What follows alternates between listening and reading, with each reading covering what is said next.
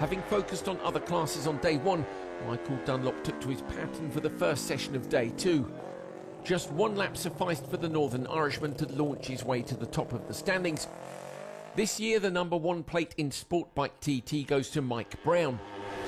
He'd reached third place in the opening night of qualifying, but improved on that time on day two, breaking the 121 mph barrier, only the second rider to do so. Equally building pace as we approach race week, Paul Jordan.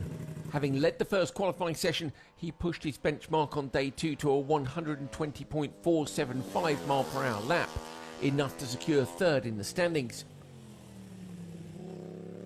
Come the evening's golden hour, Jamie Coward topped the charts, pushing his way to a 119.8 mph lap, though the rest of the pack struggled to find time despite cooling conditions. In the Supersport class, Michael Dunlop displayed a statement of intent. Not only was his lap speed a shade under 130 mph, but it was also only 7 seconds off the outright lap record.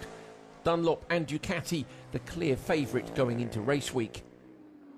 Almost 20 seconds adrift, Peter Hickman was next best, aboard his Swan Racing by PHR Triumph.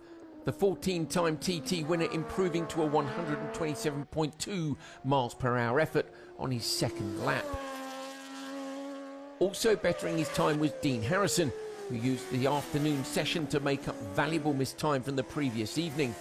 The time difference between Harrison and Hickman after the 37 3/4 mile circuit was just 0.04 of a second. In 2026, John McGuinness celebrates 30 years at the TT. Despite his seniority, the Morecambe man still has it in him. He surpassed even his 130 mph lap of the day before and jumped to second in the standings. Behind him, another veteran of the TT in Michael Dunlop. The rider sporting the number 6 on his Honda CBR 1000 couldn't quite match his lap time of the day before. But ahead of them both, the number 10 returns to the fore.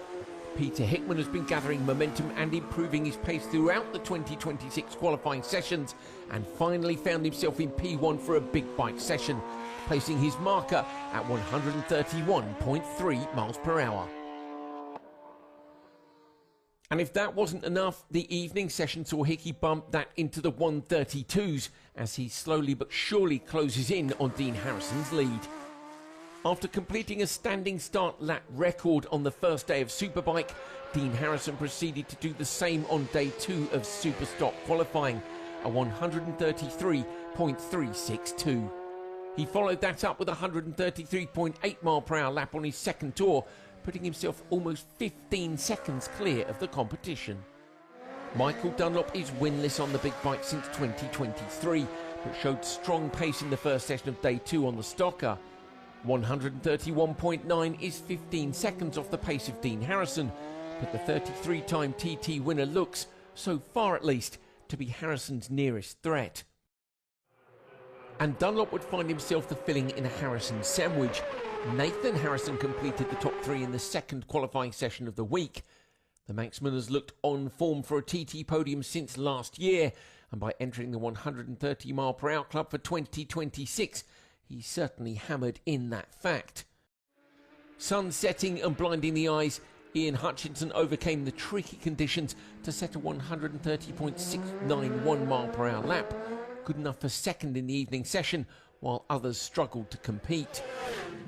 In the sidecar class, the Crow brothers continued their scintillating pace on Wednesday afternoon, raising the bar to 118.4 mph. Unfortunately, in the evening session, the pair crashed at Crosby, bringing out the red flags. At the time, both were reported as conscious and talking. The afternoon session also saw improvements for Ben Birchall and Mark Wilkes, stepping up to a 116.7 mph lap, 16 seconds adrift. No doubt the pair will continue to ramp up their pace as their partnership grows. And in third place, Pete Founds and Jevon Walmsley also went faster. Their 115.3 mph lap was 13 seconds slower than Birchall and Wilkes, but a noticeable 1.6 mph better than their previous best.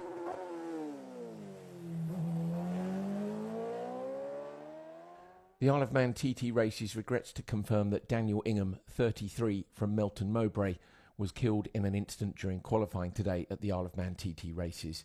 The accident occurred at Doran's Bend on the first lap of this evening's qualifying session. Daniel made his mountain course